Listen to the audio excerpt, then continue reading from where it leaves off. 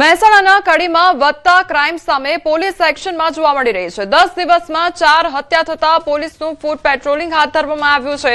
શહેરમાં મેગા ફૂટ પેટ્રોલિંગ યોજવામાં આવ્યું છે। 100 થી વધુ પોલીસ કર્મચારીઓ મેદાનમાં આવ્યા છે। એક ડીવાયએસપી, 10 પીઆઈ અને 17 પીએસઆઈ સાથે મેગા ઓપરેશન હાથ ધરવામાં આવ્યું છે। શંકાસ્પદ 10 થી વધુ વાહનો ડિટેઇન કરવામાં આવ્યા છે, તો પોલીસની વિવિધ ટીમોએ સંયુક્ત રીતે વિવિધ વિસ્તારોમાં સઘન ચેકિંગ હાથ ધર્યું છે।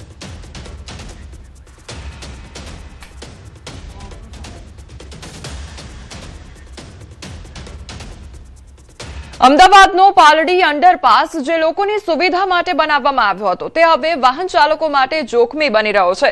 અંડરપાસમાં પ્રવેશતા જ રોડ તૂટેલી હાલતમાં જોવા મળી રહ્યો છે અને આરસીસી માટે નાખવામાં આવેલા સળિયા બહાર નીકળી આવ્યા છે, જેના કારણે અકસ્માતનો ભય સર્જાયો છે। કરોડોના ખર્ચે બનેલા અંડરપાસની હાલતને લઈને સવાલો ઉઠી રહ્યા છે કે કોઈ દુર્ઘટના સર્જાય તો જવાબદાર કોણ? તંત્ર દ્વારા તાત્કાલિક સમારકામ કરવામાં આવે તેવી લોકો દ્વારા માંગ પણ ઉઠી છે। રાજ્ય સરકાર દ્વારા લોકોની સુખાકારી માટે કરોડો રૂપિયાનો ખર્ચ તો કરવામાં આવતો હોય છે, પરંતુ ક્યાંક ને ક્યાંક જે વચેટિયાઓ હોય છે તેમને લોકોની સુખાકારી નજરે જોવી ન ગમતી હોય તેવું લાગી રહ્યું છે। અનેક જગ્યાઓ પર જે ભ્રષ્ટાચારની વાત આવી રહી છે અને ભ્રષ્ટાચારના કારણે ક્યાંક ને ક્યાંક લોકોની જિંદગી પણ જોખમમાં મૂકતા વચેટિયાઓ છે તે સહેજ પણ વિચાર કરતા નથી અને તેનું ઉત્તમ ઉદાહરણ આ પાલડી બ્રિજ અંડરપાસ છે। દ્રશ્યની અંદર જોઈ શકો છો, તાજેતરમાં જ નવો બનાવેલો આ બ્રિજ હતો, તેનો જે રોડ છે તે રોડ કઈ હાલતમાં જોવા મળી રહ્યો છે તે સ્પષ્ટપણે અહીં જોઈ શકાય છે। જે સળિયા છે, આરસીસી માટેના જે સળિયા લગાવવામાં આવ્યા હતા તે સળિયા પણ બહાર આવી ગયા છે અને જે સિમેન્ટ હોય, જાણે કે આમાં સિમેન્ટનું કોઈ પણ પ્રકારનું પ્રમાણ ન હોય તેવું લાગી રહ્યું છે। જે કપચી છે તે કપચી પણ અહીં બહાર જોવા મળી રહી છે, કારણ કે હું આપને દ્રશ્યમાં બતાવવા માંગીશ કે જુઓ, સિમેન્ટ હોત તો આ પ્રકારની હાલત અહીં જોવા મળી ન હોત અને અનેક જે સળિયાઓ છે તે બહાર જોવા મળી રહ્યા છે। હવે જ્યારે વાહન ચાલકો છે તે અહીંથી પસાર થતા હોય અને જો કંઈ અકસ્માત થાય, કોઈ ગંભીર જાનહાનિ થાય તો તેના માટે જવાબદાર કોણ, તે એક સૌથી મોટો સવાલ ઊભો થઈ રહ્યો છે। પરંતુ આ વાતની બાન જે જવાબદાર તંત્ર છે તેને ક્યારે થશે તે એક સૌથી મોટો સવાલ છે। કેમેરામેન ખેંગાર રાઠોડ સાથે ઋત્વિજ સોની, ન્યૂઝ 18 ગુજરાતી, અમદાવાદ। ભારજ નદી પરનો બ્રિજ છેલ્લા 3 વર્ષથી ક્ષતિગ્રસ્ત હોવાથી સ્થાનિક લોકો અને વાહન ચાલકો ભારે મુશ્કેલીનો સામનો કરી રહ્યા છે અને વૈકલ્પિક વ્યવસ્થા તરીકે બનાવાયેલા ડાયવર્ઝન પર પણ વરસાદની અસર થતા હાલ 3 બાઇક અને પગપાળા લોકોની અવરજવર શક્ય બની છે।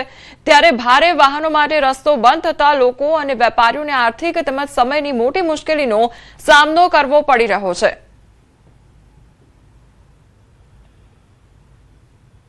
એક જ ઉનાળો ખાલી જાય, ખાલી 7 મહિના પછી આ તેની તે તકલીફ, પછી હમણાં પહેલો જ વરસાદ આવ્યો કે તે ધોવાઈ ગયું। હવે માણસો કેટલું હેરાન થાય, આ પુલ પર જવાનું, ગાડીનું બધું, ગાડી આવી જાય તો લોકો કઈ ના નીચે કૂદે।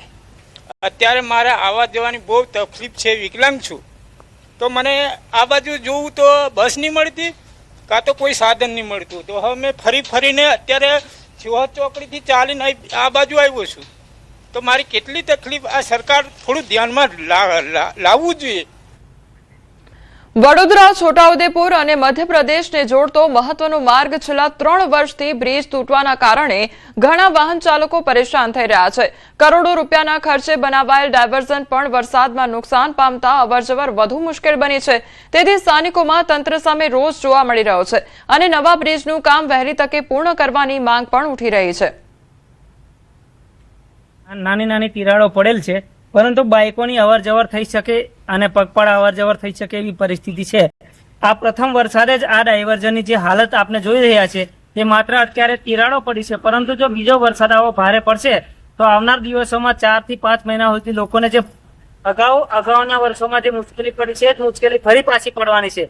ગુજરાત અને મધ્યપ્રદેશને જોડતો નેશનલ હાઈવે નંબર 56 જે છેલ્લા 3 વર્ષથી ડેમેજ થઈ ચૂક્યો છે, તૂટી ગયો છે, ત્યારબાદ તંત્ર તરફથી પુલની કામગીરી શરૂ કરવામાં આવી છે, પરંતુ છેલ્લા 3 વર્ષથી લોકોને હાલાકી ના પડે તે માટે તંત્રએ ડાયવર્ઝન બનાવ્યું છે। કરોડોના ખર્ચે દર ચોમાસાની અંદર કરોડો રૂપિયાના ખર્ચે આ ડાયવર્ઝન બનાવવામાં આવે છે, પરંતુ પહેલો જ વરસાદ પડે અને આ ડાયવર્ઝન ધોવાઈ જાય છે. હાલ જે પ્રમાણે છોટાઉદેપુરમાં ગઈકાલે જે ભારે વરસાદ થયો હતો તેના કારણે આ જે ડાયવર્ઝન જે છે તેના આસપાસના જે સ્ટ્રક્ચર છે એ ધોવાઈ ગયા છે. તેના કારણે ભારદારી વાહનો બંધ કર્યા છે, જેના કારણે લોકોને ચાલતું અહીંથી અવર જવર કરવું પડતું હોય છે.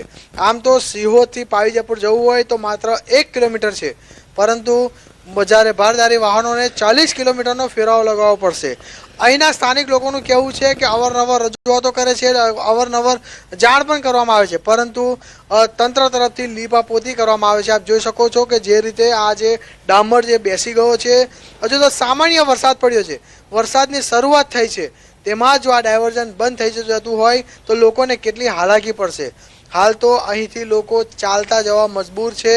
ભારદારી વાહનો બંધ કરી દેવામાં આવ્યા છે અને હવે અહીં તાકીદે આ જે ડાયવર્ઝન જે છે ધોવાઈ ગયું છે તેને સંપૂર્ણ રીતે સારી રીતે એને રિપેર કરવામાં આવે તો આ વિસ્તારના લોકોને અવરજવર માટે મુશ્કેલી ન પડે, પરંતુ અહીં કોઈ તંત્ર ધ્યાન આપવા પણ તૈયાર નથી એવું લાગી રહ્યું છે, કારણ કે હાલ તો ખાલી માત્ર લીપાપોતી કરવામાં આવી રહી છે. હવે નક્કર સારું ડાયવર્ઝન ક્યારે બનાવશે તંત્ર? સેજબ ખત્રી, ન્યૂઝ 18 ગુજરાતી, છોટાઉદેપુર. જામનગર મહાનગરપાલિકાના એસ્ટેટ વિભાગે શહેરની જોખમી ઇમારતોને દૂર કરવાની કામગીરી હાથ ધરી છે. ગ્રેન્ડ માર્કેટ વિસ્તારમાં આવેલી જૂની કસ્ટમ હાઉસની ઇમારત લાંબા સમયથી જર્જરિત હાલતમાં હોવાથી તેને તોડી પાડવાની કાર્યવાહી શરૂ કરવામાં આવી હતી. સોમવારે કામગીરી દરમિયાન 3 મજૂરો દટાયા બાદ કામગીરી રોકી દેવાઈ હતી, જે રવિવારે ફરી એકવાર શરૂ કરાઈ. પોલીસ બંદોબસ્ત અને વિસ્તારને કોર્ડન કરીને ભારે મશીનરીની મદદથી ઇમારતનું ડિમોલિશન હાથ ધરવામાં આવ્યું. મહાનગરપાલિકાનું કહેવું છે કે ચોમાસા દરમિયાન કોઈ દુર્ઘટના ન સર્જાય તે માટે જોખમી ઇમારતો સામે કાર્યવાહી હાથ ધરાઈ છે. જૂની કસ્ટમ્સમાં ઉપયોગમાં લેવાતી હોય એવી આ ઇમારત હતી, જે વર્ષોથી જર્જરિત હોવાથી અત્યારે એનો ઉપયોગ બંધ છે. એ પ્રમાણે આખા વર્ષ દરમિયાન ટીપી શાખાની ટીમ છે એ પોતાના અન્ય કામગીરીની સાથે સાથે આ કામગીરી કરતી હોય છે. એટલે આવી અત્યારે 100 થી વધારે ઇમારતો છે અને જે તાત્કાલિક તોડવી પડે, જર્જરિત વધારે હોય, નુકસાન થયું હોય, એને તાત્કાલિક તોડવાની પ્રક્રિયાઓ થતી હોય છે.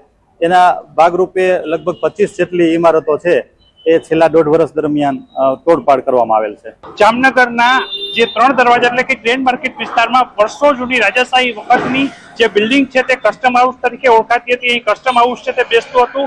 આ બિલ્ડિંગ જે છે તેને ધરાશાયી કરવા માટે જે પ્રકારે જર્જરિત બિલ્ડિંગ છે, ત્યારે અહીં આસપાસમાં બેરીગેડ ગોઠવી રવિવારે જ આ બિલ્ડિંગ છે તે તોડી પાડવા માટે હાલ મશીનરી સાથે ડિમોલિશન પ્રક્રિયા હાથ ધરવામાં આવી છે. જે પ્રકારના દ્રશ્ય આપ જોઈ રહ્યા છો, હાલ જામનગર મહાનગરપાલિકાની ફાયર વિભાગ અને એસટેક શાખા છે તે ચુસ્ત બંદોબસ્ત વચ્ચે અહીં કોઈ પણ જાતની જે અનિચ્છનીય ઘટના ન બને તેને લઈને ખાસ જે પ્રકારે હાલ ડિમોલેશન પ્રક્રિયા છે તે હાથ ધરવામાં આવી છે. સોમવારે પણ અહીં ડિમોલેશન પ્રક્રિયા હાથ ધરવામાં આવી હતી, પરંતુ જે પ્રકારે 3 મજૂરો દટાયા બાદ આ ડિમોલેશન કાર્યવાહી અટકાવી દેવામાં આવી હતી, ત્યારે આજે ફરી એકવાર રવિવારના દિવસે તમામ તરફથી બેરીકેડ કરી અને અહીં હાલ આ જૂનું કસ્ટમ હાઉસ છે તે તોડી પાડવા માટે ડિમોલેશન પ્રક્રિયા હાથ ધરવામાં આવી છે. જામનગર શહેરમાં 100 જેટલી આવી જર્જરિત ઇમારતો છે તેને ક્રમશઃ તોડી પાડવા માટે જે મહાનગરપાલિકા છે તેમના દ્વારા નોટિસો પણ આપવામાં આવી છે, ત્યારે કસ્ટમ હાઉસને તોડી પાડવા માટે ડિમોલેશન પ્રક્રિયા